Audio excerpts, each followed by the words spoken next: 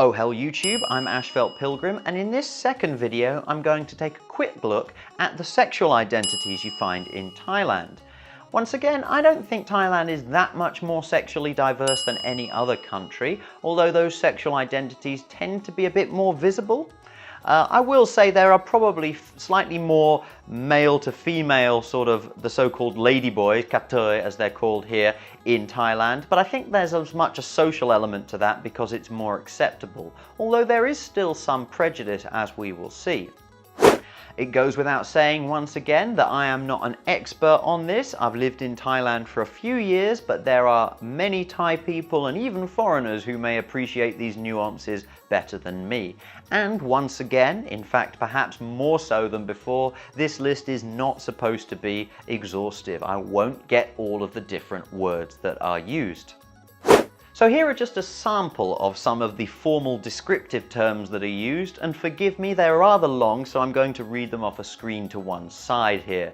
The first one is konrak tang pet, which is somebody who loves a different sex, a heterosexual, and somebody konchop tang song pet is somebody who likes both sexes, a bisexual, and you'll notice the word rak to love and the word chop to like can be used interchangeably.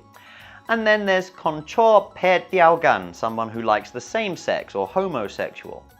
And somebody who's transitioning to another gender is konkam pet, somebody who's crossing over sex. As you will probably know, there's a lot of male to female people in Thailand. They are called katoi, and they often refer to themselves formally and politely, or people refer to them formally and politely as puying prapet song, a woman of the second type.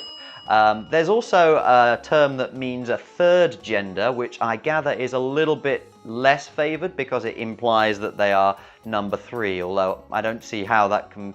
It's not supposed to be 1, 2, 3, right?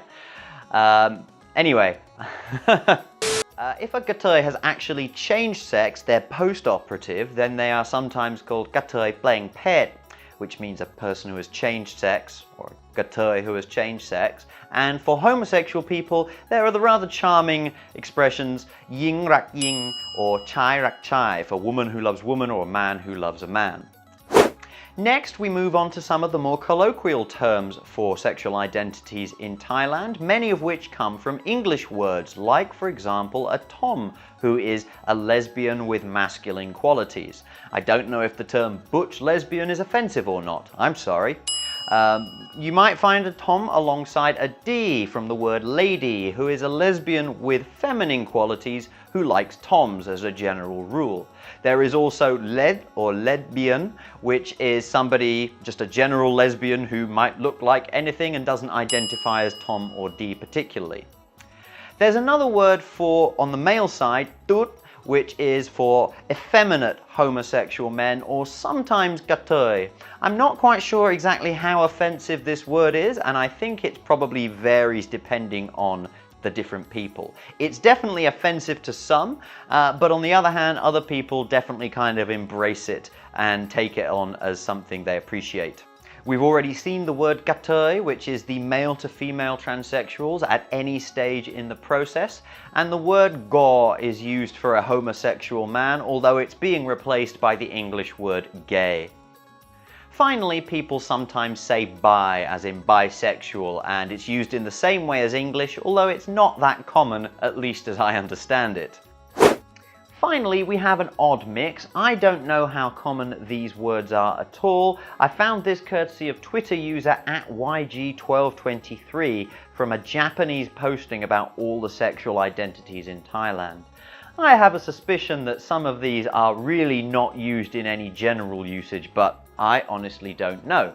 You'll notice they're all in English because I couldn't find any reference to them in Thai sites that I've looked on, and none of the Thai people I asked actually had heard of them, except maybe boat. Let's get on to them, shall we? An Adam is a man who likes toms, and an Angi is a katoi who likes toms. A boat is someone who likes women, gay kings and gay queens. We'll come on to them in a moment. And a cherry is a woman who likes gay men and katoi. The gay queens are effeminate gay men, and the gay kings are the more, I don't know, butch or whatever, gay men. Then we get on to the tom gay, who is a woman who likes women, toms, and Ds.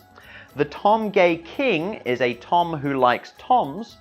A tom gay queen is a womanly tom who likes toms. I'm not quite sure how you are a womanly tom. And then finally, the tom gay two-way, a tom who can be both a tom gay king and tom gay queen. I guess that means they're physically set up and, have the style to go along with it. Maybe Eddie Izzard if he were a woman. Anyway, as a quick conclusion, you might think that Thailand is a very sexually liberated place, but this isn't as true as it first appears. Thai culture generally is still quite conservative, and people won't discuss sex except among close friends. Gatoi are increasingly accepted, you see them working everywhere, but they are still fighting a historical bias and an assumed mental or karmic illness. Overall though, there are people who will refuse to associate with Gatoi, but nobody who's going to actually seek out and do violence to them. In general, I think it's fair to say that Thai people are better at taking a live and let live approach to gender identities. Again, I hope you've enjoyed this video and found it informative. If you are a Thai person or a foreigner who thinks I've made some mistakes, I would love to hear the comments in the section below. Otherwise, there is one final video I want to do that isn't specifically about Thailand, but it will talk about how living in Thailand may have influenced my view on the whole gender outlook. Look forward to that, but bye for now.